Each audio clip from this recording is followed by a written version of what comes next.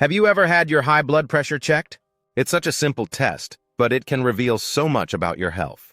Did you know that it is often called the silent killer? Most people don't even know they have it until it's too late. So how can you protect yourself? In this video, I'm going to walk you through what high blood pressure is, why it's so dangerous, and most importantly, what you can do to keep it under control. Let's get started. Let's break this down simply.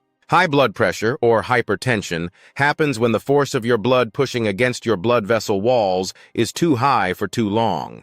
Now you've probably heard about those two numbers in a blood pressure reading. The top number, or systolic pressure, measures the force when your heart is pumping. The bottom number, diastolic pressure, is the force when your heart is at rest. If that top number is consistently over 140, or the bottom is over 90, it's a sign your blood pressure is too high. What's tricky is that high blood pressure doesn't usually make you feel sick. But trust me, it's doing damage inside your body. Here's the problem. When your blood pressure stays high, it puts a lot of strain on your blood vessels. Over time, this can create tiny tears in the walls, and those tears act like magnets for fatty deposits and clots. If this happens in the brain, it can lead to a stroke. In your heart, it can lead to a heart attack. And in the kidneys, can lead to kidney disease. That's why high blood pressure is such a big deal, even if you don't feel anything right now. Now let's talk about what causes high blood pressure. As we age, our blood vessels naturally lose some of their flexibility.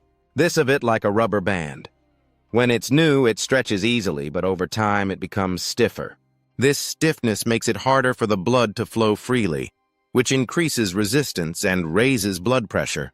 This is why high blood pressure is more common in people over 40. However, younger people aren't off the hook. It's becoming more common in younger adults, especially with poor lifestyle habits like inactivity and poor diet. Did you know that your ethnic background can also affect your risk of high blood pressure?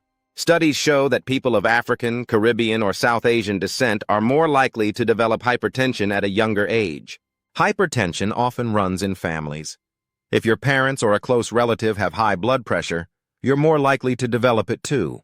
This is partly due to genetics, as certain inherited traits can make your blood vessels less elastic or your kidney is less efficient at regulating fluid and salt. Your diet plays a massive role in blood pressure. Foods high in salt, for example, cause your body to retain more water. This extra fluid increases blood volume and puts more pressure on your blood vessels. On the other hand, a lack of potassium in your diet can also be a problem.